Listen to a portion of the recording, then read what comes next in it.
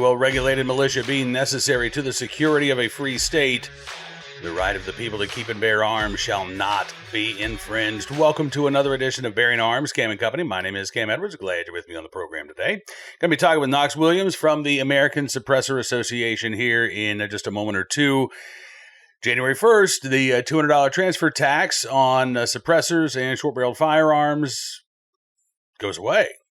But the registration requirement, which, by the way, is a registry of who paid this tax, remains in effect, at least for now. And I am still unclear how that's even going to work, but the Department of Justice continues to defend the registration requirement, even though Congress intended for that to go away too, right? It was a ruling by the Senate parliamentarian that the registration requirement could not be, the repeal of the registration requirement for these NFA items could not be included in the One Big Beautiful Bill Act.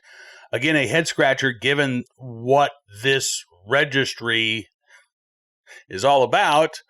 Now the DOJ is claiming, no. This is actually this is a not a crime fighting measure, as the NFA has been described since its inception, but no, it's about the Commerce Clause, and presenting a theory that, according to the plaintiffs in a lawsuit challenging the registration requirements, a theory of a federal power that would allow the government to essentially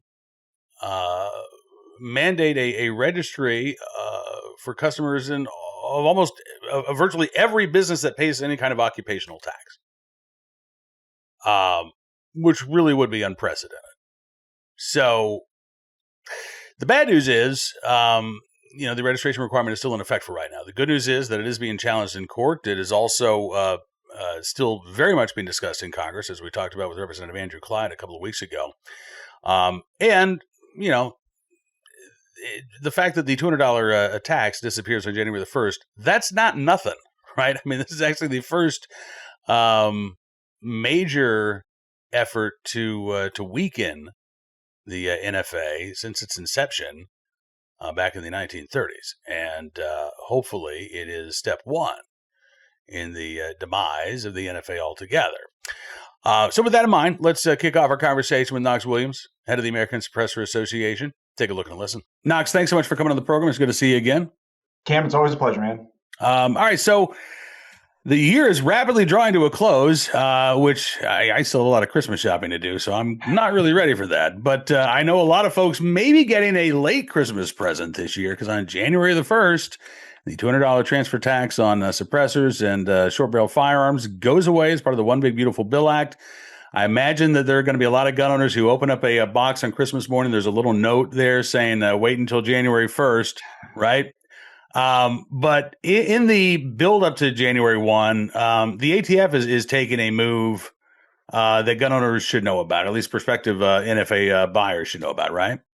Yes. Yeah, that's absolutely right. So basically, at stroke of midnight on December 26th, the ATF is going to turn off the receipt of applications for Form 1s and Form 4s. So making of an NFA item and, the tax paid transfer of an NFA item like a suppressor, as they get ready to switch over to the new system with the $0 tax.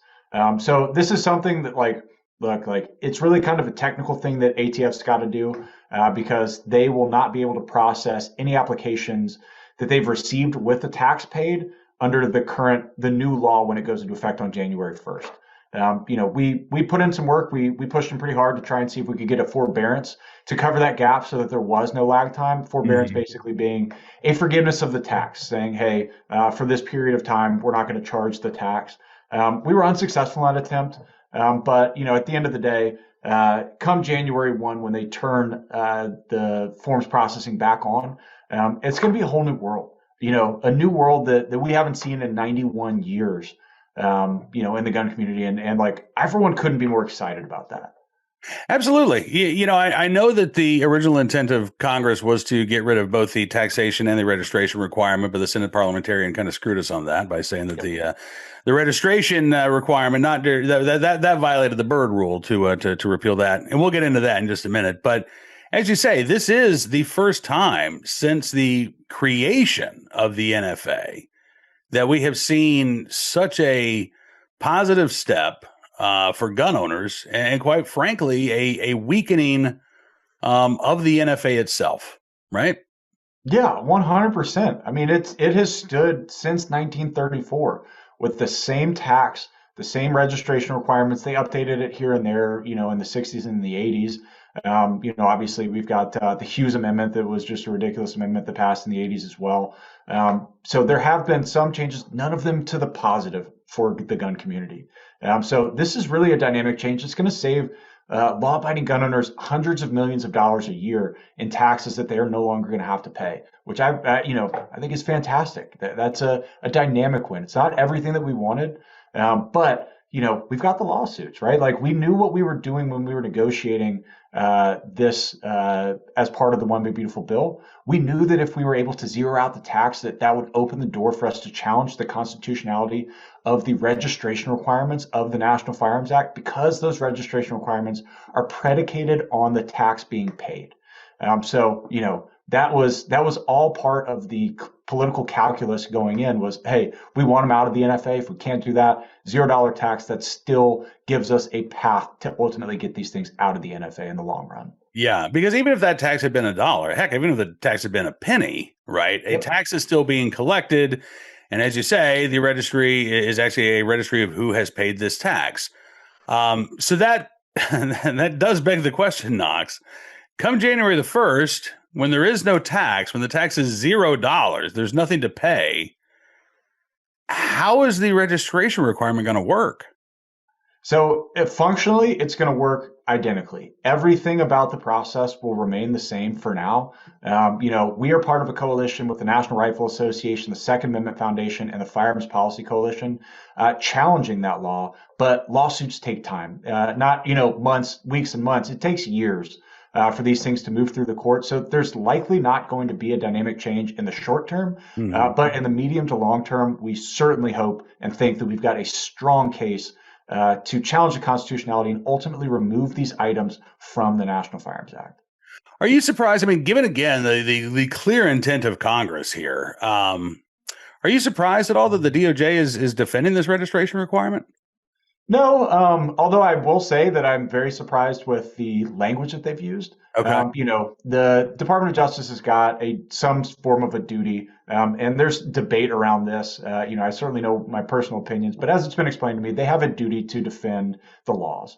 So to the extent that they do that, that is certainly up to their discretion. We're still waiting back on some responses in our lawsuits. I'm very interested to see how they respond to ours. But yeah, it's not exactly a surprise that they're out there defending it. Although we certainly hope that we can bring them around to our arguments. Absolutely, and I mean, listen, yes, generally speaking, the government does have a duty to defend its laws. There have been some notable breaks with that tradition, though, right? I mean, President Obama declined to defend the Defense of Marriage Act. It was actually the House of Representatives that ended up defending that in court. So, just throwing that out there to anybody at DOJ might be listening, like that is an option that's on the table. You don't have to defend it. I'm sure there are some blue state AGs who would be happy to defend the statute. Plenty of gun control groups would be happy to defend the statute. Doesn't have to be you guys. But as you say, we'll see how these cases progress. And in the meantime, there is good news awaiting gun owners on the other side of the year. I'm curious, Alex, I mean, are there any estimates about, you talk about the hundreds of millions of dollars that gun owners are expected to save as a result of this? Do you have any educated guesses on what this might do to, I'll leave it specifically to the sale of suppressors next year. What type of increase in sales are you expecting to see, or is that ASA is expecting to see? Man, nobody exactly knows. We've got some guesses, some educated guesses. In the past couple of years, since the transfer times really decreased and you were able to purchase an NFA item much quicker to get through that process. We've seen anywhere from about 500,000 to 1 million suppressors being transferred. So if you figure 1 million in a year, that's $200 million right there in tax savings. What is it going to look like? I don't think anybody knows. The big question is going to be, how much can the industry support in terms of demand? I think that in the short term, in Q1 and maybe even into Q2, it's highly likely that you're going to see fewer options on the shelves just because as quickly as these manufacturers can make them and get them into the channels, they're probably going to be getting picked up. And we could see kind of a pause on sales, or at least a decline in sales in the back half of this year, we think, in anticipation of people saying, hey, I don't want to have to pay this $200 tax. Especially if you think about it on lower cost suppressors, right? Like your 22 rimfire suppressors. That suppressor might cost $300 or $400. Well, that $200 on top of that is significant as a percentage of what you're actually buying. So, for people that might already have a couple, just want to wait, or new shooters that are trying to get into suppressed shooting, it makes sense to wait. That's a huge amount of money that they're going to be saving. So the short answer is nobody knows, but we expect it to be significantly heightened from where it has been. All right. Well, listen, we'll be talking again very soon, if not before the start of the new year. Merry Christmas and Happy New Year to you and yours. But we'll definitely be keeping our eyes on what's going on. And I'd love to touch base, let's say maybe a week to 10 days after the provisions in the One Big Beautiful Bill Act take effect, so we can just, again, maybe get kind of a sense of how the rollout in these changes is going. That'd be fantastic. Cam, Merry Christmas, Happy Hanukkah, Happy New Year, and thank you again for having us on. This has been fantastic. Absolutely, Knox. Thank you. Knox Williams joined us from the American Suppressor Association here on Bearing Arms Cam Company. My thanks to Knox for joining us on the program. Looking forward to seeing him back here again before long. And, of course, we are keeping our eyes on that case down in the Federal District Court in Texas. Last round of briefings due by the government, I believe, on January 6th. So I don't expect we'll get a ruling from the judge in that case on the motions for summary judgment before then. I guess it could happen, but I don't think it's likely. But we will be watching for any developments in that lawsuit as well. All right. On to today's Armed Citizen story, our good deed of the day, and our recidivist report. We'll start there with a doozy out of Peoria, Illinois. Peoria teen to be held on murder charges in senseless fatal shooting. And the real question is, why was this teenager out to begin with? 18-year-old Cedric Kennedy, according to Circuit Judge Mark Gillis, poses a real and present threat to the safety of the community. There is no condition that can be put in place that would mitigate the threat to the public if he was released prior to the trial in the shooting death of 20-year-old Elisha Gilbert back on October 26. So he is being held without bond. The judge said the nature and the circumstances of the crime were drastic, with Gilbert losing his life, a passenger with him injured. He said that this individual, Mr. Kennedy, also had a, quote, long juvenile and adult history of criminal offenses. Now, again, he's 18 years old. So how does an 18-year-old rack up a long juvenile and adult history of criminal offenses and still be out on the streets? It was back on October 26, officers responded to the scene after they received a report of someone being shot. When they got there, they found Gilbert and another person in a vehicle, both with gunshot wounds. They were taken to a local hospital, but Gilbert would later succumb to his injuries. During the investigation, they discovered that Gilbert and his passenger were going to buy some weed, basically. Actually, he was going to sell somebody some weed, I guess. But when Gilbert showed up at the point of sale, a man wearing a gray sweatshirt came up to the window, fired these shots that would hit both Gilbert and the passenger. Gilbert tried to drive away, eventually crashed because of his injuries. Surveillance footage taken from a nearby business shows 3 individuals walking across a parking lot with the man in gray sweatshirt holding something that was consistent with a firearm. Gun eventually recovered that matched the shell casings found at the scene. The person who had the gun saying he got it from a third party, later revealed to be somebody named Ced, as in Cedric Kennedy. Officers obtained a search warrant for Kennedy's phone. They found Kennedy wearing a gray sweatshirt and video showing him with a gun that matched the one that was found at the scene. They also found chat showing Kennedy claiming that he traded the gun to a person named Rio and saying that anybody on the chat needed to be quiet about his alleged actions. A juvenile on the chat later told investigators that Kennedy had told him that he had killed Gilbert. Kennedy was arrested on December 11th after a foot chase with police. Taken into custody, police say that he had 4 active warrants at the time. 4. Prosecutors noted that not only did Kennedy have access to firearms if he was released on bond, but he had a long criminal history which, quote, included juvenile cases of mob action, domestic battery, possession of a stolen vehicle, and residential burglary, all this year. all this year. He's also out on pretrial release on aggravated DUI charges in the March 22nd death of Ian Harvey, a 25-year-old from East Peoria who was killed while riding his motorcycle in Peoria. So this is the second person he is accused of killing this year. He was able to bond out on that aggravated DUI charge. Maybe the active warrants that were out for him were for the mob action, domestic battery, possession of a stolen vehicle, residential burglary. I don't know. But again, how many crimes need to be committed? Or at least how many crimes you need to be accused of?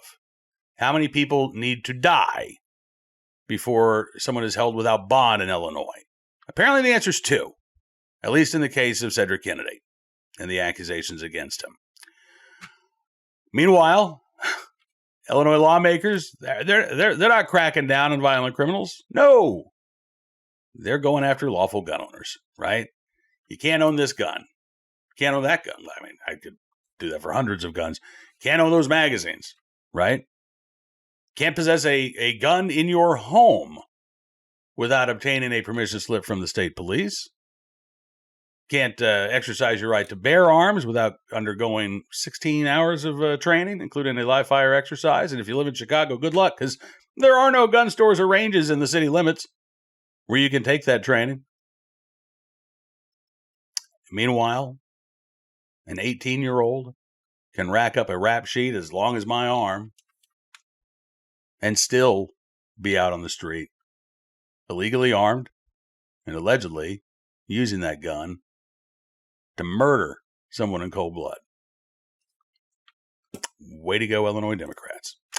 All right, on to today's armed citizen story from Louisiana, where the St. Tammany Parish Sheriff's Office says a neighbor shot and killed a man who was stabbing his girlfriend outside of a home in a subdivision outside of Mandeville, Louisiana. This was early Monday morning. Police got the call about shots fired.